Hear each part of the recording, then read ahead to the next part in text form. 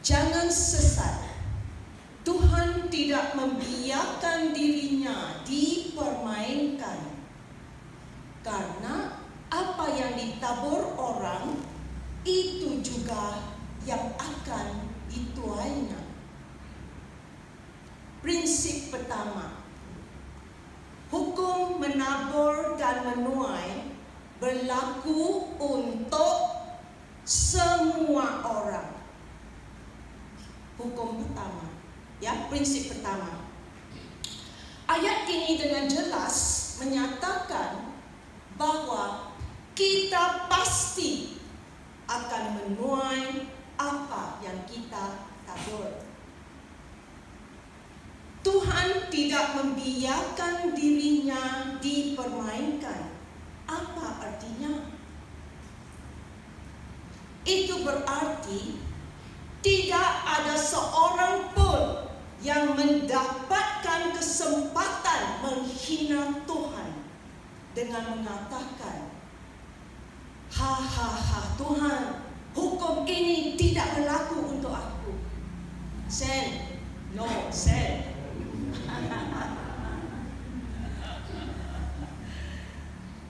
Tidak ya. Tidak ada seorang pun yang bisa lepas dari hukum ini.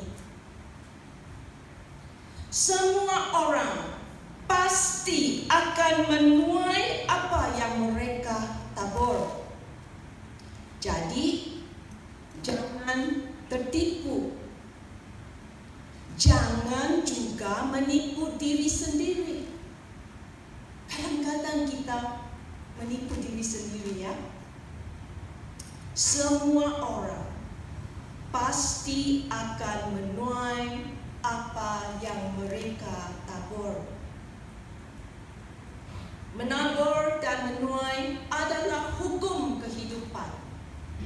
Hal itu diterapkan pada semua orang.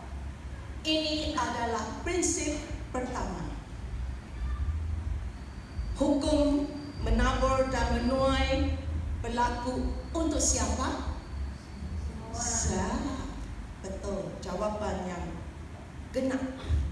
Semua orang, tanpa terkecuali, dan tak ada seorang pun yang luput. Ya. Prinsip kedua, kita menuai apa yang kita tabur. Jika kamu menabur benih durian, suka durian? Pastor pun suka, amat suka. Pohon apa yang akan Anda dapatkan? Tentu saja pohon durian kan? Karena setiap biji menghasilkan buah dari jenisnya sendiri. Galatia 6 ayat 8 menyatakan, sebab barang siapa menabur dalam dagingnya, ia akan menuai kebinasaan dari dagingnya. Tetapi barang siapa yang menabur dalam roh, ia akan menuai hidup yang kekal dari roh. Amen. Kita akan menuai hasil panen dari apa yang kita tabur. Entah itu baik atau tidak, atau buruk. Itu adalah prinsip pertanian. Itu adalah hukum kehidupan yang tidak dapat dipungkiri. Apa yang kita tabur hari ini akan tumbuh besok. Jadi, berhati-hatilah dengan apa yang kita tanam di musim ini. Karena di musim berikutnya kita pasti akan memakan buahnya. Itu adalah prinsip kedua. Kita menuai apa yang kita tabur. Jadi, apa prinsip satu? Prinsip ini, hukum ini berlaku untuk betul. Prinsip kedua, kita menuai apa yang kita. Prinsip ketiga, okay? Kita menuai lebih dari yang kita tabur. Tahukah Anda mengapa petani menanam benih mereka? Karena mereka tahu mereka akan memanen lebih banyak daripada yang mereka tabur. Misalnya, satu benih durian dapat tumbuh menjadi pohon yang menghasilkan setidaknya 100 buah. Dan untuk pohon dewasa, lebih banyak buahnya. Penghasilannya bukan satu untuk satu, tetapi mungkin satu untuk 100.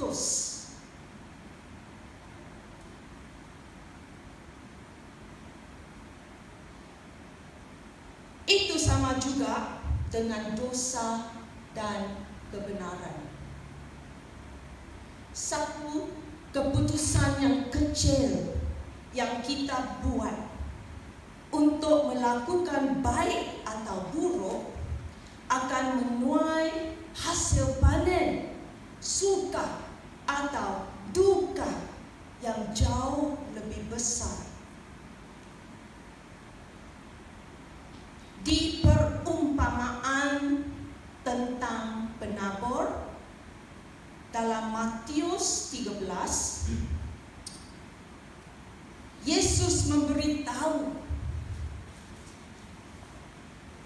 saya tidak membaca ya. Okey, kalau ada masa baca perumpamaan ini. Okey.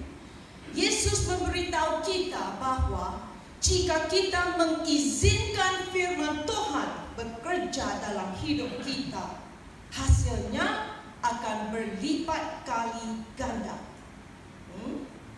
Tahu kan? 100 kali, 60 kali, 30 kali. Dan Hosea, Nabi Hosea memperingatkan kita tentang apa yang sedang menanti mereka yang menabur benih kejahatan. Hosea 8 ayat 7. Sebab mereka menabur angin, maka mereka akan menuai puting beliung. Wow.